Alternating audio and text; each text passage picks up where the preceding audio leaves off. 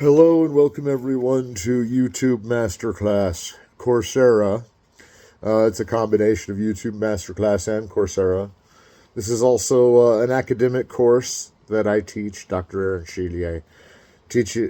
I'm a professor for the schools USC, Calarts, and Harvard, although I'm an adjunct professor. That means I approve to be a professor there, but I'm teaching remotely from where I had my independent study, going to be able to have this master class that I do now. And this is the end of the semester for pretty much anyone taking the Orson Welles class. It's we had more than enough research and more than enough looks at all the different qualities of his films. Now we're at the final, and I know it's kind of nervous because when I gave it last week, it seemed kind of scary and broad and vague. So I'm gonna narrow it down a little bit because I think what I'm asking is like you can pick your own answer in any final. You just have to cover it with enough facts and data and support it with facts and data. And I think that even then, it's like you should be able to find the theory of the film that's being talked about somewhere on the internet. Whether it's something I've put in one of my books really isn't the point, because I know my books can be popular or not depending on if I've assigned them. And I'm not really assigning mine because they're similar to the lectures anyway. And I think the important point is to look into the movie and see if it has these facts and data that I've been giving out in class. Is that one way to look at it? The perspective of the fact is really what we're writing on anyway, the perspective of what a cinema fact even is. So like you're saying, well, like, this looks like it's going to be a big movie, and so that's the cinema fact. And then, like, does it test up to your own level of where you hold cinema as its entire aesthetic? And the aesthetics we've talked about so much. I mean, it's like, we know that at this last lecture, we're like, okay, that just means the artistic insights or artistic sensibilities that we have towards artistic sensibility, and it's like, so that's where it comes from, the idea that aesthetics are the artistic sensibilities, even of being an artistic sensibility. So that solves it a little bit, because it's like, what do we ascertain that's in a movie that projects most to us is all, again, relative towards the spectator psychologically. But something must strike us all about a certain type of film if one is more upheld than the others, or preferenced than the others, or even held down to be more preferenced. I mean, there's all kinds of like stories of how like cinema history is actually all planned, and like way before Edison, they had like this whole history thing counted out, and it was like, it's like Illuminati type group, and they all knew what movies were coming out when, and what they would have. And this was like 100 years before the movies came out, and it was like these prophets that could see. And I'm like, that's probably true, but then when it boils down to it, like, there's the human error of it all that's kind of interesting about these legends of directors like D.W. Griffith still is found today with human error. Like, somehow, if he was like this mass giant that was supposed to go one way in life, well, he certainly did that, but a lot of it didn't go according to plan, I guess, like him becoming a communist and whatever else. I don't know, but a lot of it went downhill at a certain point, and it seems like a sad story. Like, if you actually look at his whole life, it seems like most of it he's being punished, whether it's something he deserved to be punishment for or not. Like, it's not like the Orson Welles, like, Horatio Alger, like, we get paid for what we work for, let's go, Because, like, really, Orson Welles' pay wasn't that great either, because actually at the time, even though he was considered one of the great filmmakers, they were always cutting clamps from him because they did him favors with Citizen Kane. They did him favor with Citizen Kane, and they're always taking pieces off of his other films ever since, just for their own amusement or like payback or whatever. I don't really look to understand how all deal agreements are made, and that like there's some like theory behind like a deal agreement that like attaches it to, and everybody they all went happily ever after, you know. I mean, like, I'm not saying that, like, the movie doesn't end with happily ever after, but the movie business goes on. It's like it collects from the film what the film put out for it to collect, which was itself being worth that much. And you can see that the worth being that much is already phased into, like, because this audience is going to see it because they're going to. They've promised, and that they've promised this audience, they can promise a medium where it's like, okay, we're making back what it's worth at least.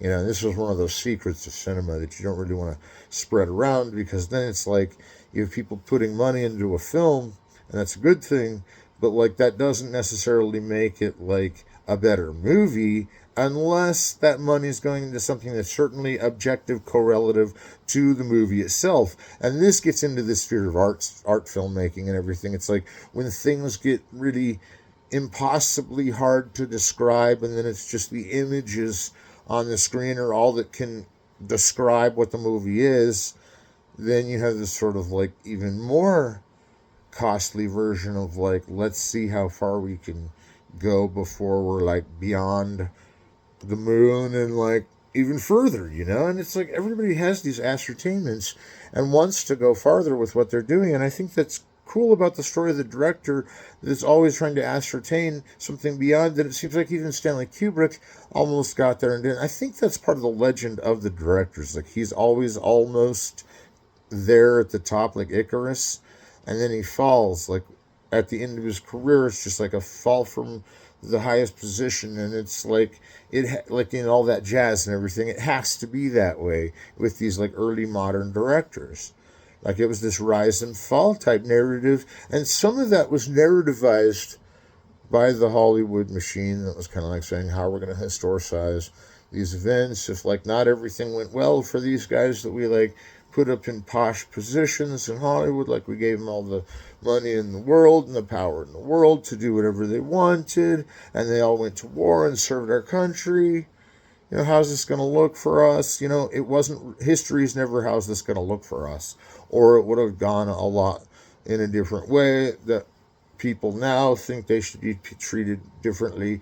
In the past is kind of an absurd theory, because then it's like, yeah, well, we're here now. Let's just not do what they did back then, if we can, please. Because like we're supposed to be evolving anyway. Let's move on from like whether we're gonna reenact the whole Civil War, like just for the sake of a director. And I'm like, well, that's all fine and good, but that'd be the least of the worries of like one of the things that was probably happening at the time of the making of the movie, where these reenactments, you know, Birth of a Nation was during these reenactments that were like trying to say the new nation is here because America's finally decided the Civil War will never end. I mean, that's where the Birth of a Nation came from, was like the idea that the Civil War would never end. And I mean, this is a take that we don't even have recorded really in history, but that's because we don't really like to recollect much about the fact that there were reenactments. There were sometimes like Vatican real reenactments, bro. You know what I mean?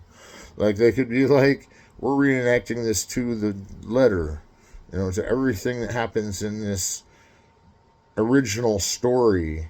We're showing it again. So like, how do they know it was real in the first place? Well, we've been reenacting it since it happened. And I'm like, somehow I don't think that's true.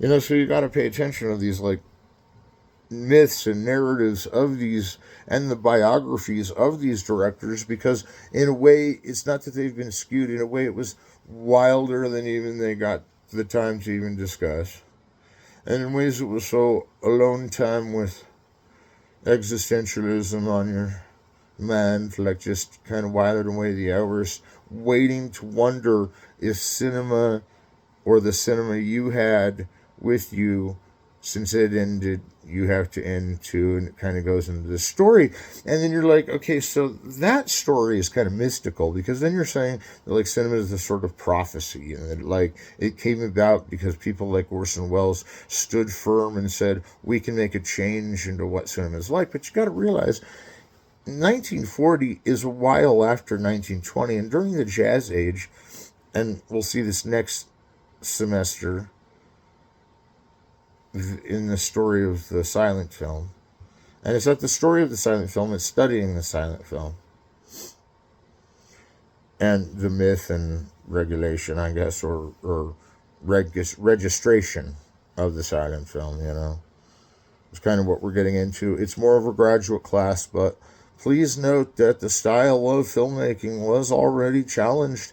I'm talking about Birth of a Nation in 1915. That's early in the silent era. I mean, the silent era starts in 1895 when film starts, but we all see that 20 years later was when Birth of a Nation cored, and 10 years later was when Battleship Potemkin cored. And if you think that either one of those films, because they're so controversial now, the filmmakers knew that they would be at the time. I mean, that's why they made them that way. That's why they had to elaborate over how many people would try to ban them in the future. Like, you know, Fouillard knowing way ahead of time that he'd offend everyone with what he made forever, you know. And it's like these big myths get dredged up, and these guys don't really take a fall. But Griffith took the fall for the silent era, you know, initially, because he was like, well, I don't even think I'm going to transition. I don't even want to. You know, sound film doesn't interest me the way that silent film interests me. And it's like, makes a couple of revolutionary sound films. And then it's over, but the silent era is still going, like in Japan, for instance, with I Was Born But. And so, like, you get all these movies in film clubs, and then you forget that, like, the whole history of the cinema and its movies that came out were worldwide.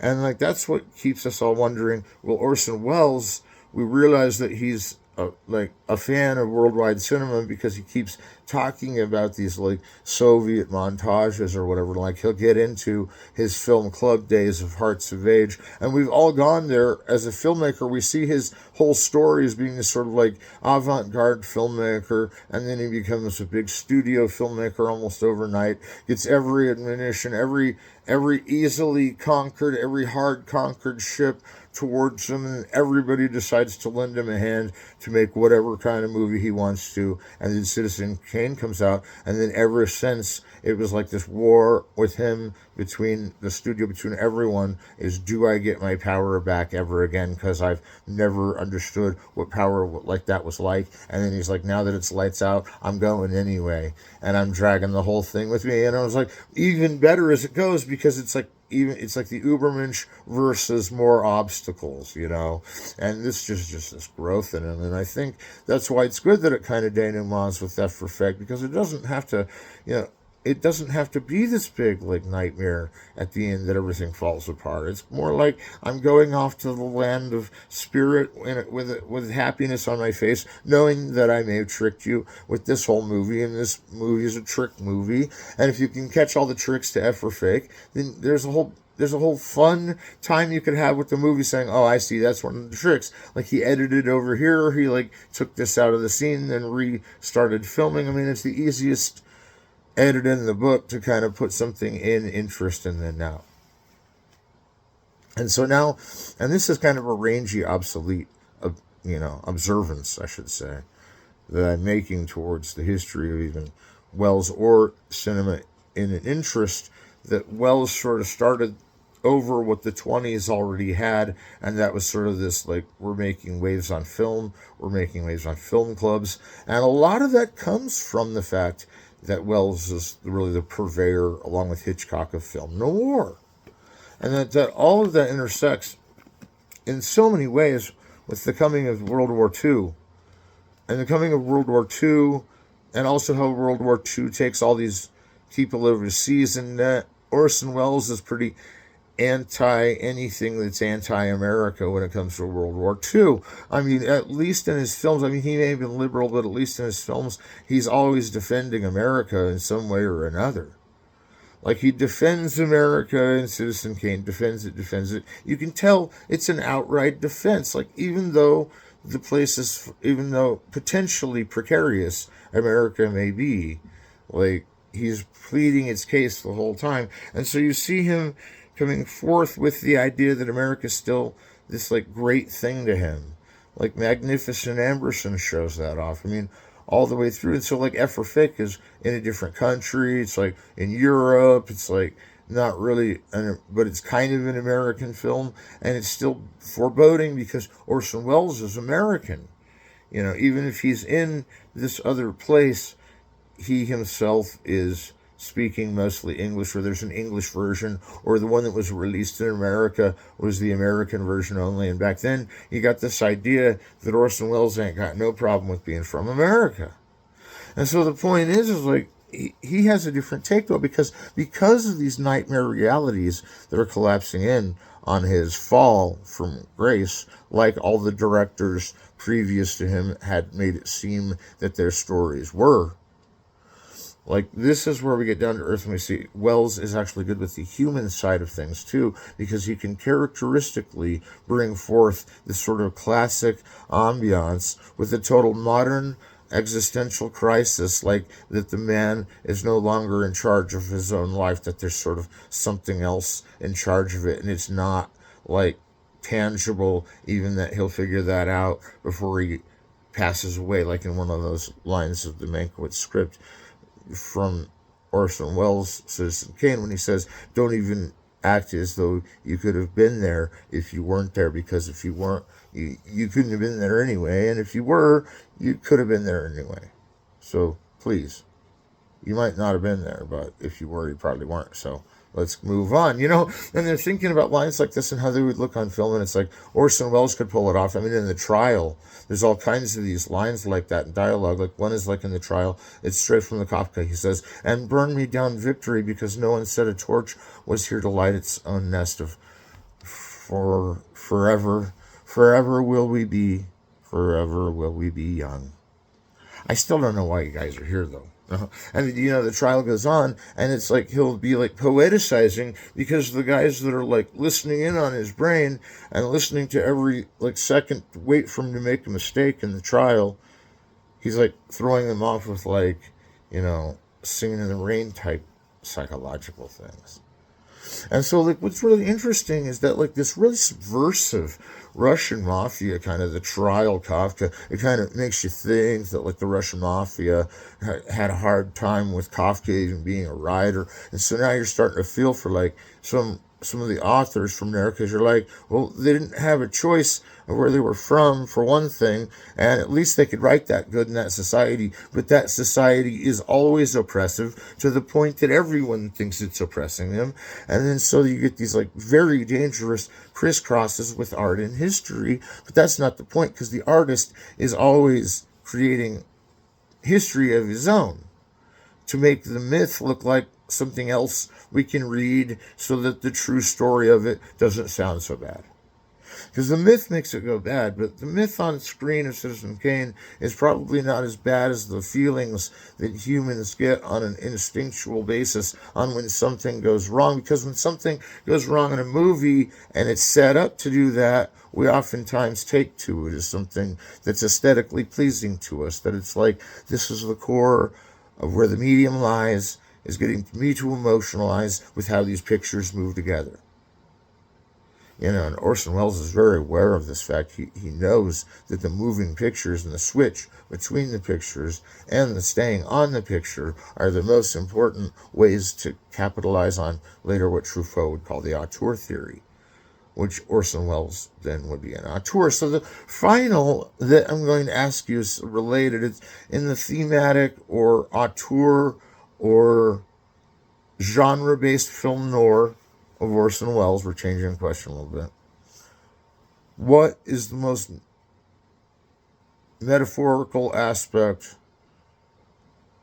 of the selection of images in Orson Welles films, selection of style in Orson Welles films? And style could render you to film noir, and that would be the easiest question, because here's one way you could solve the film noir problem, is say that it's not a genre but a style, but it's like a genre, and every hard-boiled detective movie is film noir.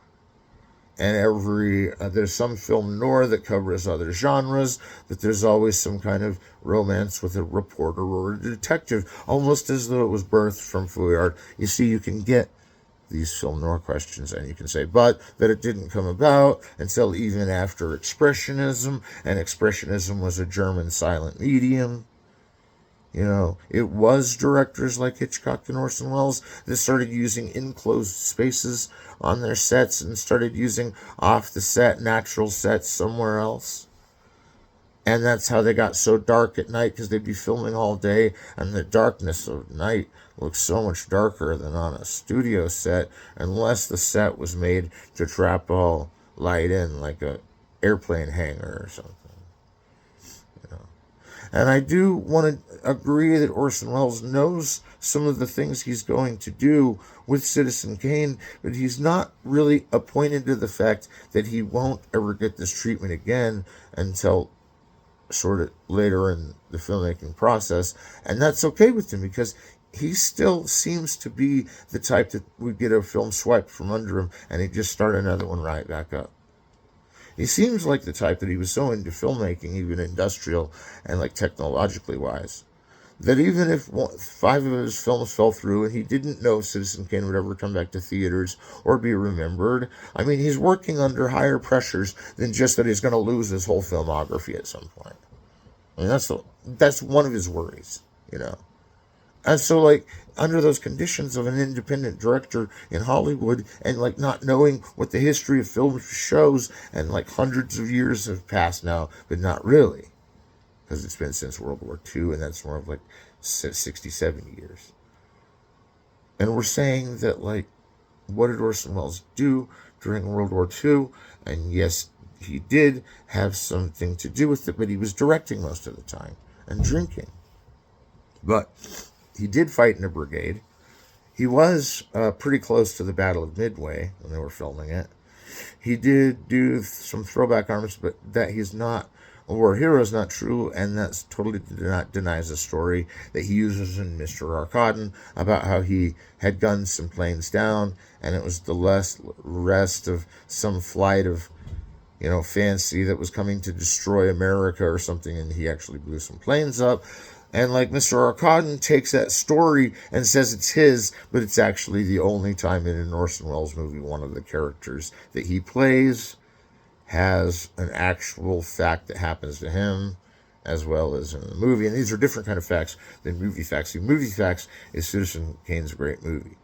But a regular fact is that Citizen Kane is quite a spectacular movie of a spectacle that it is of the art of filmmaking. See, we can extend this out with criticism, and that's what I want you to do with your answers when it comes to themes. Themes are like repetitious motifs, or like repetitious mythologies, or like the type of camera work, like why is it always taken to the side on the third man?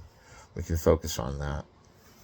But I also wanted to get into the mythology one last time of the Orson Welles filmmaking process, and that is really, if you think back to when they were making, or when William Randolph Hearst was big in the film industry, and he was making movies with Thomas Edison and all that, and early on in filmmaking, there was this time that Charlie Chaplin was sort of not known, but he was rising to fame, and he'd almost become famous. Well, by the time he became famous, he met William Randolph Hearst and Thomas Edison on a ship, and the story is really kind of touchy, but that Moira Shearer, the wife of William Randolph Hearst, was gonna sleep with Charlie Chaplin, because he they had a good time, and everybody was sleeping with everybody else, and Thomas Edison was on board, and he got shot by William Randolph Hearst, and it was because he thought he was Charlie Chaplin, because he was wearing Charlie Chaplin's hat. When it all boiled over, that's how he died. Now listen to that story. That sounds like an interesting story that has been made into a couple of movies, like Cat's Meow, but hear me out. That's the one story missing from Citizen Kane. And if you don't believe me, if you haven't seen this movie, or you don't know quite what the movies are, because we haven't been showing clips or anything, and you're wondering what Citizen Kane even is, that's the smallest part that's missing, and that's what the whole movie's about. The whole movie's about that one scene, and you forget that they took it out for a reason, and that was Rosebud, dude. To me, was the fact that story didn't make it in, and that's the whole climax. I mean, that's the whole point of the story, and he even discusses it in his books. He's like, well, we took it out because it got too obvious. or we took it out because then people thought bad things of each other, and really there was no bad tidings towards anyone. Or, it's like this whole conspiracy that's the helter skelter of the movie. That's the whole, everything's pushing towards that fact about Citizen Kane, and all his other movies shy around that same plot. Like, and I can't really get into it too much, but that happening was so big for Orson Welles when he heard about it that he's like, I'll make movies about nothing but that moment forever, and I'll even like take the one out of the movie about it. He's like saying as an early artist, he's like, this is mind blowing how this could happen. Like, he's like, everybody still goes back to work, and like, this is what I love about cinema. As everybody goes back to work and they're still like sitting side by side, and they just had a gun duel the morning before. It's like, I'm not saying that kind of thing should happen in the making of film, but it's no wonder some of these legendary status come about with these directors, because there really are these like Hollywood Babylon moments where you're like, dude, I just blew up the whole world, and now I got to bring it back piece by piece. Okay, it's like these directors are more than what your money's worth, because they've got to piece together the very thing that is your money's worth, and it's going to cost what it is going to take to collect. And all we have to do to collect is release it. Release it to the internet, see what happens. Release it to the screen was a little harder because you had to get your film reels sent to the projectionist, or they were making master copies into extra copies, and the extra copies, some of them would be made into theatrical copies with different colors and different tones for the projector in each theater, and then they're sent off. And then movies are magic; they're just playing. It's like an automatic succession of images. That they're non-stop sometimes, and I mean, it feels like they're non-stop. It feels like even when you're watching a movie that the scene before is still going on somehow. The scene from before is still happening in time somehow as this next scene is. And it always feels that way when you're watching a movie. That's why they're so addictive. Because you just saw the one scene, and now you're seeing another great scene and another great scene. And in the classics, they always put the great scene after great scene version. And those are some of my favorites, even though they get a little Laurence Olivier-like. And I love Laurence Olivier, and so did Orson Welles. And there was really no competition between the two. And then Laurence Olivier was more capitalistic, but Orson Welles just couldn't afford to be. I don't know if that's true. I've heard Orson Welles has gone to some art projects and thrown like Arcadium amounts of money towards it. I've heard Orson Welles one time had so much money that he like paid Greta Garbo for everything she'd have been worth had she not like dejected from the screen and dejected from the stage as though she was going into retirement. And Orson Welles was like, well, I got to go pay her then, It's like, I can't bet anything else tonight. I'm going to go find Greta Garbo and hunt her down and give her all her money's worth. So the idea that Orson Welles wasn't like any other director and didn't have like somehow access to wealth, or like never wealthy, that's like kind of the legend of the director. Like sometimes you luck out and that you've got the familiarity with the, you better go do this one because Mr. Welles, because she's really not in touch with anybody in the movies anymore, and you're the only one that writes criticism about the movies, which is something we didn't talk about enough in this class, about like how Orson Welles wrote criticism, and he kind of made criticism fun, and he was a writer for the newspaper, even for film criticism, and that he did it kind of in a lot of interviews and about his own movies, and he put publicity out about his interviews about his own movies, was the thing like Hitchcock was doing, where they would talk about the film in their production of the film, in their trailer of the publicity of the film, And they'd always do that, like Walt Disney would do that. Like they'd walk out and they'd kind of like tell them that they were this director and how their next movie is going to be and why you'll love it and what all's new about it. And it's like they could do these like film projections onto the screen of these guys telling of these stories in, of course, and now we're here in the sound era. And my point is like the sound era can really publicize that out, because in the silent era, they're always trying to catch your face with pictures. And they do put sound to it in orchestral ways with the silent era, but now you have every sensibility going, and that's almost a Bazanian point. All your more sensibilities going, harder to keep track of all sensibilities. Someone good at keeping track of all sensibilities is going to be better at this medium. In the silent era, we just want the sensibility of sight. and how it creates sound, maybe, but in regular cinema, it's sights and sounds. And don't let this depress you over silent era, because you can do things because of that in the silent era you can't do in the sound era. Like, for instance, in the silent era, they have like this Hunchback of Notre Dame movie, and it's a Hollywood classical film, and like it's back in the, and it like shows this scene of the Hunchback getting like, whipped and chained, and he's in the square and they're holding on to him. The people that are gathered round are by there's tons of people. There's just like millions. It looks like it goes on forever. Like you can't even. It's a sea of people.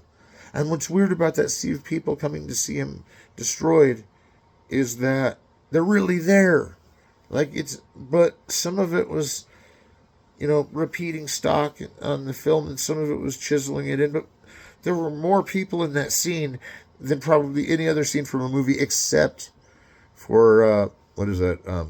There's this one movie, Cabaret, in France and in Italy. Excuse me, not to blaspheme, but in either way.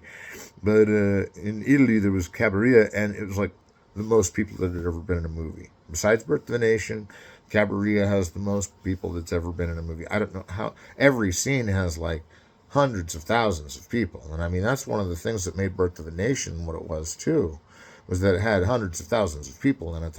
And like, that's ironic about Birth of a Nation, because one guy had to play 7 parts, and there were 100,000 people in the movie. Like, how's that happen mathematically? I don't know exactly how that happened.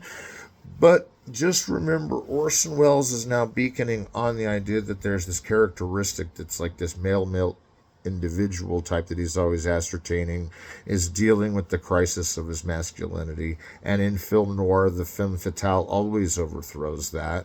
And that his empire always gets overthrown by a romantic interjection is totally something I'm trying to get the point across, because if his giant raise to fame wouldn't have a challenge, what would it be other than romantic inheritance? And romantic inheritance for the whole play is what ends up the whole thing falling down on. But that Orson Welles is really showing things fall apart, and Hitchcock is too. They're taking it still noirist because they're saying not everything works out. We're not really sure the answers of everything. We're doing that on purpose. Like, we're asking questions that have no answers just to be confusing and scary and like take you out of your normal, pleasurable, everyday stasis, and it's like now we're starting to use the image to really subject the viewer to these new and like principles of how cinema and like its purposes or excuse me, its being, its soul is on emerging images to image of an image that gets more climactic each image, is one way to Hollywoodize it, or a reverse of each image to image, which would definitely spur the story slow, or a forward perpetuation, which is a forward perpetuation, which most modern pieces have, because even if they have long pieces in between, they're still looking to the end to see if the end is there like they thought the end was. And this may be a common problem with movies, or this may be a common problem with how we see the fast going on in the slow, or the slow and the fast. And there's a real mathematical basis for that. But let's not forget that the regularly, 24 frame a second or 29 frame a second, the regularly moving film or the digital media regularly going at that extent is because that's where our persistence of vision is exactly recorded. And since Orson Welles knows all these things, and he's using these like zoetrope like ideas, and he's using, not like The Company Later, which is very Orson Welles like, and you can see Francis Ford Coppola very much being this Orson Welles type, and this kind of Oedipal figure where he's like ruling the media as a young director, and he's getting everything he wanted and asked for, and then he's starting to question philosophy later in his career, and the budgets go different and up and different and weird and creative, and then some of the films exist, some of them don't. Nobody really knows what all happened, but hopefully it was to good favor because now that it's over, everybody loves all the films. And Orson Welles at the time wasn't always loved by his peers until later when it became known that his films were the artworks that they were. So we'll go a little early this class because I think I've covered a lot, and I think that's a lot to think about with the final. So the thematics, the structures, the being. Why is Orson Welles' style noticeable in any of his films? Is the ultimate question. Why is his style noticeable, and why is it terrible way to put it? So, for what reason is Orson Welles' style in each of his movies noticeable to the viewer? And so you can do that one too. You can do the earlier question of that one too, but it's the same question. I know I just didn't really blow anybody's mind, but here's one of them. You could write about Lady of Shanghai. You could write about The Magnificent Ambitions.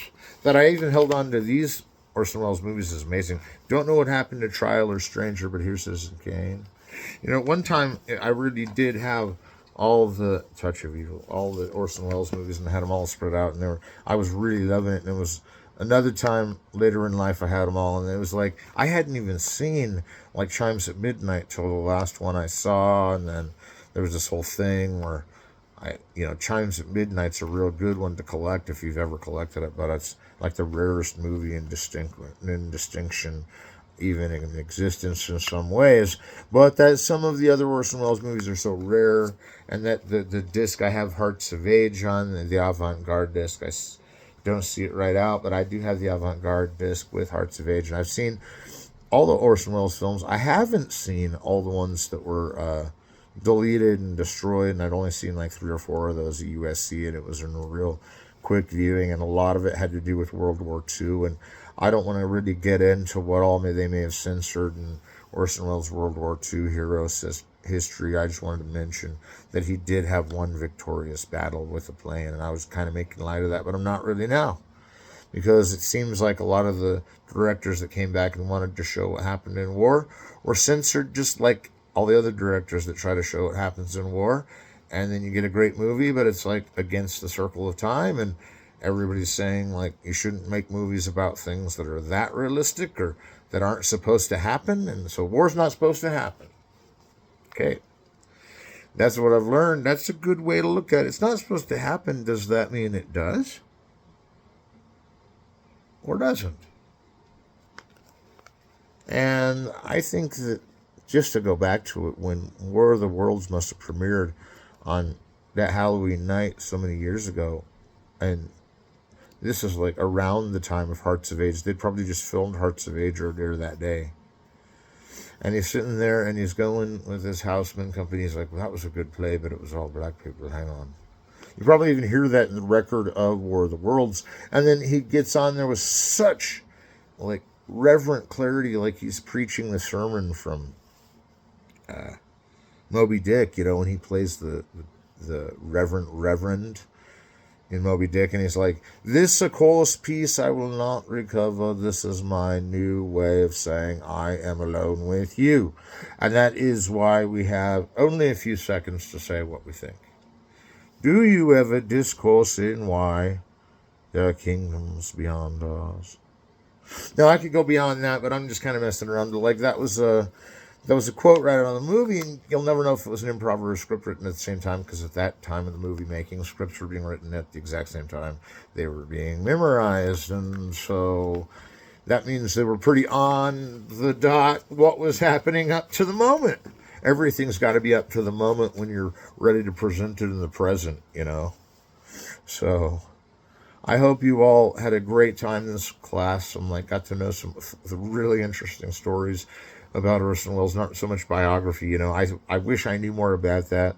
I've kept it kind of down to keep the war part toned down, because we didn't need to hear about it. Seems like it's anti-war, but it's not, because he's really was oppressed he was actually taken as a prisoner of war, and there's kind of some cover-up about that. And so we don't need to go into his full biography and all that, because like I did with Griffith only, if not to say like he had multiple viewpoints. But like Orson Welles would have fought and died for America, as he said he did in so many ways, we can count him as a patriot, although you do say his social significance in his movies, whether it be the aristocracy being challenged in Magnificent Ambersons or whatever else, it seems like that he is taking on a societal representation of social conduct among the plagued and among the willing. And the plagued are, of course, what he would see as the right wing, and the willing is the left wing, which is the left wing because they have the will to succeed. And I think that that's an old party line that he kind of dictates to. But just remember, most directors were Democrats, actually, and they did go to World War II just because they were Democrats or not. So they weren't having the sort of Dalton Trumbo anti-war parade just because they had to go to war, because they realized that had they had to do it over again, they probably would have gone, because they had to do what was right as an American citizen. And so I don't think that really they should have all gotten blacklisted and counted out because they fought World War II. Who cares what the politics there's into? That was so significant of a war as it now that would we not have let them off the hook back then for having weird stories and shit that were like communistic? Who cares, dude? I can live through a communistic story. I read Kafka. What did it say? It said communism's oppressive. Yes, I understand that. It's in a Orson Welles movie, The Trial, is the same story. Communism is oppressive. Yes. How's it going to relevate in a capitalist society that communism is oppressive and we don't want it that way? We don't want that because of that. And it's the exact opposite where it works. It's like we want them to oppress us. So think about how this could be totally then transferred to an apolitical moment of Tom Ince getting hit, almost killed, or really killed, and then it's supposed to be Chaplin, and they're like feeling awkward. And then you plug that moment right in, and then there's an Orson Welles films right for you. I mean, the whole thing is preaching democracy and like seething in this like democratic tone, and everything's getting kind of like blurry around the edges when the woman appears that's coming to dice the whole thing to bits. And I think that really Orson Welles knew his perspective on characters by the time he was doing Mr. Arkadin. He had them so thrashed out that they were caricatures. And like nobody really gets that out of a movie unless they've really thought about it a lot, how the movie was going to be, and it's kind of like on their shelf at all times to make. And then finally, we don't know when we made it, but we made it. Kind of popped off the shelf on its own. And it was like we were making that between the scenes of this one and between the scenes of that one. Kind of movie making. That's when you know you got it going on, because you can put Citizen Kane in order and still keep all your films in order when they're all being made in different years to be released. And that's the kind of career he had, is where he was always making one and had the next couple ready. And that's how you have to do it sometimes when you're independent, but you've got the whole moves on the cinema so much that you can put a big film out, put a smaller film out, you can put like a medium-sized film out, but they all go launch crazingly high in what they believe in their philosophy. I think it's the philosophy sells like gold in an Orson Welles film, because it's the philosophy of gold that he's usually directing you towards, the philosophy of this big set and Chimes at Midnight, the philosophy of these like lovers in bed that had never made it except for they had to have that charge to give it to them from the monarchy, to do so in the court of passion, in which the camera would see everything that happened. And this is totally elaborate, totally eccentric, and totally what you can do if you've just got like infinite wealth and vision, And so, if you learned anything in this class and in the other auteur classes, we've taught about auteur, and we'll get into a little bit of that with silent era, but not as much, but is that you can learn from the style how to make a movie, or how to speak, talk about a movie in a paper, write about a movie. So to write about a movie or to make a movie, you got to know what style is. You got to know what your own style is compared to other styles. To write about a movie, you have to know the style compared to other styles. And then you have to have a little bit of style when writing it, but that's a different kind. That's more prose, or like, not really prosaically, but like nonfiction. Like, hi, I'm scientifically, or I am aesthetically composing to you that this philosophy is sound.